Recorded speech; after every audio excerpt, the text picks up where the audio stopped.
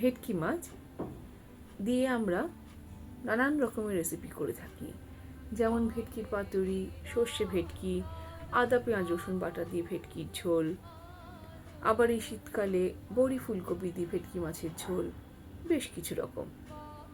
আমি আরেকটি রেসিপি আমার বাড়িতে করে থাকি, যেটি সবাই খুব বেশি পছন্দ করে। আপনি একবার করে দেখুন, মনে হয় আপনাদেরও ভালো লাগবে। তাহলে শুরু করছি আজকের রেসিপি। প্রথমেই লাগবে ভেটকি মাছ। আমার কাছে চারা ভেটকি ছিল, আমি তাই দিয়েই করছি। বড় ভেটকিরও সেম রেসিপি। এছাড়া লাগবে ধনেপাতা, রসুন, পোস্ত বাটা, টমেটো পিউরি, আর লাগবে হচ্ছে দই। প্রথমেই মাছটি ভালো করে ধুয়ে নিয়ে হলুদ নুন মাখিয়ে নেব।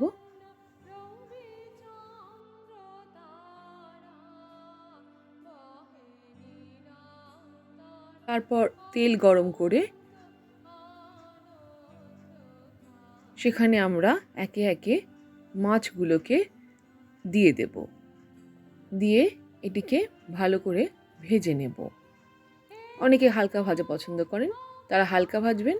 আমাদের বাড়িতে একটু লাল লাল ভাজা হয়, ফলে মাছটিকে দিয়ে এপিট ওপিট করে ভালো করে ভেজে নেওয়া হবে।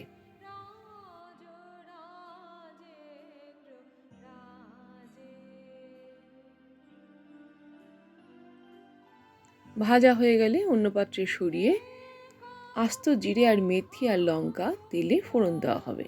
তারপর টমেটো পিউরি দিয়ে দিন। এরপরে আমরা দইয়ের সঙ্গে হলুদ, নুন, জিরে, ধনে, গরম মশলার গুঁড়ো এগুলো সমস্ত মিশিয়ে ভালো করে ফেটিয়ে নিয়ে সেটি ওই টমেটো পিউরির মধ্যে দিয়ে দেব।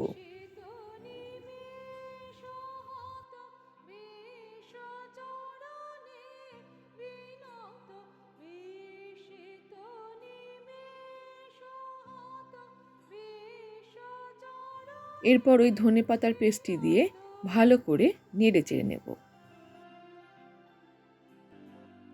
এরপর দই বাটিটি ধুয়ে ওই জলটা ওটার মধ্যে দিয়ে দেবো, যেহেতু ওর মধ্যে অনেকটা মশলা ছিল বাকি। এবার জলটা দিয়ে ভালো করে এটিকে ফুটতে দেব।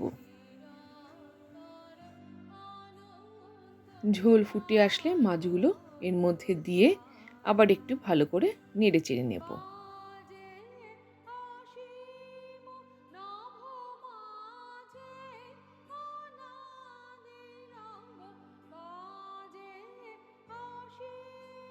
এরপর নামানোর আগে লাল শুকনো লঙ্কার গুঁড়ো এবং একটু গরম মশলার গুঁড়ো দিয়ে আর অল্প একটু কাঁচা সর্ষের তেল দিয়ে নামিয়ে দিলে গন্ধটা খুব ভালো আসে, খেতে খুব মজাদার হয়।